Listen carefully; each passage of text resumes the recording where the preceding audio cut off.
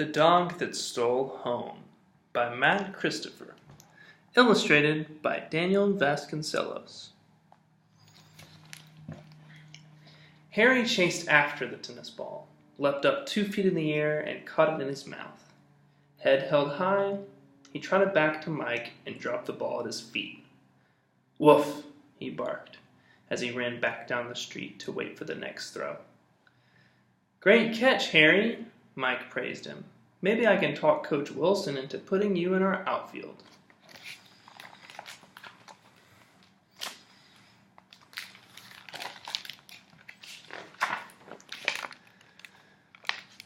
"Sure, and maybe I'll get my picture in the paper," Harry replied. He posed as if the cameras were already snapping. Even though he was a fuzzy Airedale, Harry was able to communicate with Mike through extrasensory perception, ESP. Mike and Harry had read each other's thoughts for the first time in the pet shop. Of course, Mike had bought Harry right away. Now, as he wound up to throw again, Mike wondered what he would ever do without Harry. "Well, for one thing, you'd still be pitching instead of using that great throwing arm at second base," Harry replied.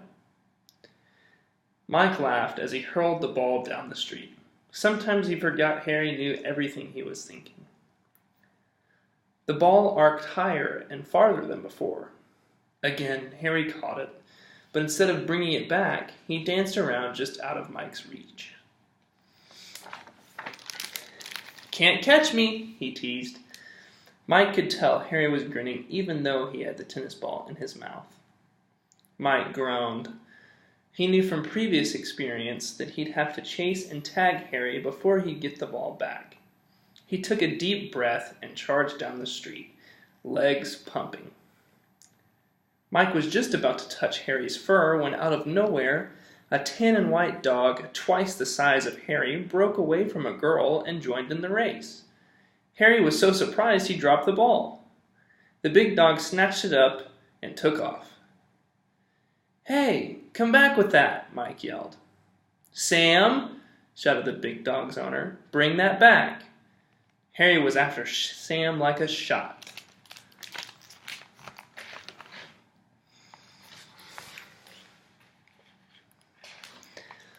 "Don't worry, Mike," Harry's thoughts swept back to Mike. "I've got it covered." "I'll say," thought Mike as he slowed to a walk, "that dog is faster than the speed of sound." "Thanks, old boy," Harry panted. In a matter of seconds, Harry caught up with the thief. He tried to wrestle the tennis ball from Sam's mouth, but the big dog just wouldn't let go. He whipped his head from side to side, growling menacingly. But Harry wasn't scared. Instead, he bit Sam lightly on the nose.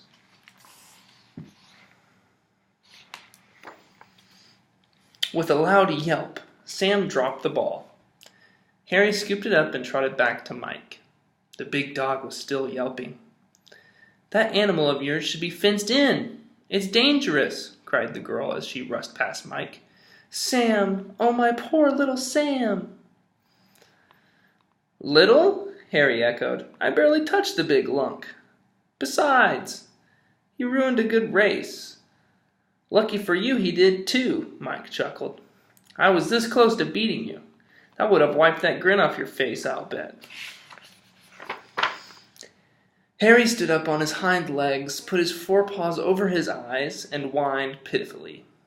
Mike snorted, then turned to see the girl and her dog continue their walk as if nothing had happened. "Michael, come here, and bring that dog with you." Mike whirled to see his mother standing on the front porch of their house.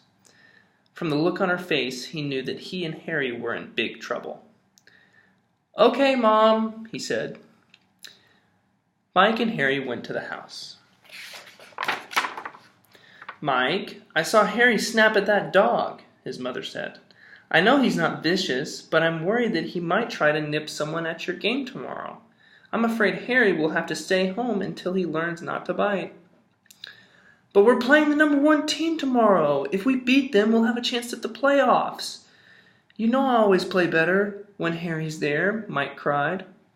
Well, you'll just have to play without him there tomorrow. Please put him in the backyard and teach him to behave, his mother said. She turned and went back into the house. Grounded, Harry huffed. I might as well be put into solitary confinement. He looked up at Mike's worried face. Sorry, pal. Guess I should have let the big bully have the ball. Mike sighed as he opened the gate to the backyard. What was he going to do without Harry's support tomorrow? The game against the Robin Hood Arrows started at 4 o'clock the next day. The Arrows were up first. Mike, playing second base, kept glancing at the spot by the Giants' dugout where Harry usually lay. The spot looked very empty. The Arrows got off to a flying start. The leadoff batter, Robbie McAllister, laced a double. Then, the Giants' pitcher gave up a walk and a single to put the Arrows on the scoreboard before the first out was made.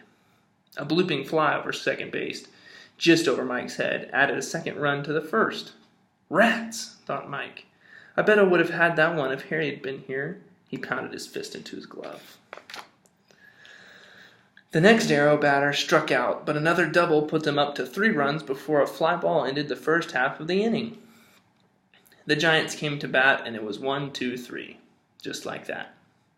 The Arrows batted again, and again the leadoff batter belted a solid double. The Giants' pitcher, Omar Petrie, looked a little shaken and gave up 2 walks in a row. Arrows 4, Giants 0. Mike heard the first baseman grumble. At least I had Harry's support when I played pitcher, Mike thought. Out loud, he yelled, Come on, Omar, strike out this next guy. As if Mike's words had given him just the help he'd needed, Omar fired 3 sizzlers in a row for the first out. 2 fly balls added the last 2 outs, and the Giants were back up to bat. Omar led off with a double to right field, while Mike warmed up on deck. The second batter, Monk Solomon, took 4 balls for a walk. Now's my chance to make up for that missed catch, Mike thought as he approached the plate. The first pitch came in just at waist level, and Mike swung hard. A solid hit down the first baseline. Dropping the bat, Mike took off. The Arrows' first baseman, Jim Morrow, rushed forward and scooped up the ball. Mike put on a burst of speed, but Jim beat him to the bag. Mike was out. A strikeout and a pop-up ending the inning. The Arrows could do nothing in the third, but the Giants, at their turn at bat, made a turnaround and came up with 2 runs. The 4th and 5th innings went scoreless for both teams. The Arrows didn't add to their 4-2 lead in the top of the 6th either. The Giants, on the other hand, earned 2 runs to tie up the game before the inning ended. That's more like it, Mike thought excitedly. Too bad you're missing this one, Harry. It's a humdinger. As Mike got his glove and ran onto the field, a familiar voice entered his mind. It sure is, it said. Mike's heart jumped. There in his usual spot, tail snapping back and forth, was Harry. Hey, how'd you get here? Mike cried. Harry grinned. You'll never guess, he said, and he pointed his nose towards the stands. Mike glanced up and saw his mother watching him with a smile. A call from a teammate reminded Mike the inning was about to start. What changed your mind? He asked Harry as he ran toward second base. I'll explain later. Just get out there and play some heads-up ball, replied Harry. The Arrows threatened to break the 4-4 tie at the top of the 7th. Their first batter nailed a single and Omar walked the second. A flyout held the 2 runners at first and second, but then the Arrows' strongest batter, Robbie McAllister, came to bat.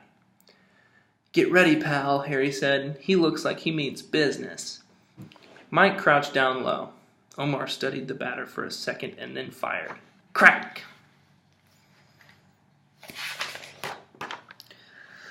Robbie connected for a line drive that just missed the top of Omar's glove. Giants shortstop, Rich Gates, snared it and snapped it to Mike at second, and then Mike relayed it to first. A double play! Okay, cried Coach Wilson, clapping like crazy. Let's do it. Let's break the tie. Mike realized he was the 3rd man up. Heart pounding, he watched Omar fly out. Then the second batter, Monk Solomon, swish at 3 pitches. Belt it, Mike, said Harry calmly. A home run will do it, you know. Sure, said Mike as he stepped to the plate. It's easy enough from the sidelines. He gripped the bat and waited for the first pitch. Crack! He laced the pitcher's first throw to deep right center field. The crowd cheered as he bolted around the bases. For a moment, he thought he'd hit a homer, but Coach Wilson held him to a triple. "Attaboy, Mike," said the coach, slapping him on the shoulder. "A little more speed and you might have made it home." Rich Gates was up next. He'd struck out his last time at bat. There was no telling what would happen now. "Mike, listen," Harry's voice entered his head. "Yeah?" Mike answered, concentrating on the pitcher. "Here's your chance to score," Harry said. "Listen to me, and listen closely." Harry got up and walked over to third base. He stopped just behind Mike. "You're going to steal," Harry said. Mike stared down at Harry. "Steal? I can't," he cried. "Not in Little League." "You can when the pitcher doesn't have the ball," growled the Airedale. "Now get ready. When I give the signal, give it all you've got." "You've lost your marbles. I'm not fast enough to beat the ball." Nevertheless, he crouched with his hands on his knees. Heart racing, he waited for the next pitch. "I don't know who's crazier, me or that dog," he thought. "We'll talk about that later," Harry chuckled. "Get ready." The Arrows pitcher stepped onto the mound, glanced at Mike, then turned his attention to Rich. "Ball!" boomed the ump. Then, just as the Arrows catcher was in the act of tossing the ball back to the pitcher, Harry yelled, "Catch me!" Then he took off, bolting toward home. A split second later, Mike was after him. It had never been so important for him to tag Harry. Mike was halfway to home plate when the Giants fans began to shout, "Go, Mike, go! Faster, faster!" His mother's voice rang above the rest. He was within 5 feet of the plate when he saw the Arrows catcher covering the plate, his mitt ready for the catch. "Hit it!" yelled Harry. Mike did. His hand touched home plate just as the catcher reached up for the ball. There was an endless moment of silence before the umpire called the play. "Safe!" The crowd exploded into one of the loudest roars Mike had ever heard. Grinning, he stood up and brushed the dirt off his uniform as his teammates swarmed around him. "Unbelievable!" cried Omar, slapping him on the back. "I've never seen anyone run so fast." "I'm surprised you didn't trip over your dog," Coach Wilson said, smiling. "It almost looked like he was daring you to beat him." Mike looked down at Harry, who grinned and winked. The two teams shook hands and then headed to their dugouts. "How'd you get out, anyway?" "That's what I'd like to know," Mike asked Harry as he picked up his glove. "Well," Harry chuckled. Mike turned to see his mother approaching. "Mike, that was amazing," she said, ruffling Harry's fur. "Thanks, Mom, and thanks for bringing Harry." "Well, I didn't have much of a choice. I'd never seen Harry look so depressed," she said. "Depressed?" echoed Mike. Harry stood up on his hind legs, put his forepaws over his eyes, and whined like he'd lost his best friend. "See?" cried his mother, throwing up her hands. Mike burst out laughing. "You're crazy, you know that?" he snorted. Harry moved one paw and peered up at Mike. "Yes," replied Harry, "but lovable too, right?" Mike laughed again and scooped Harry in his arms. "You bet," he whispered. The end.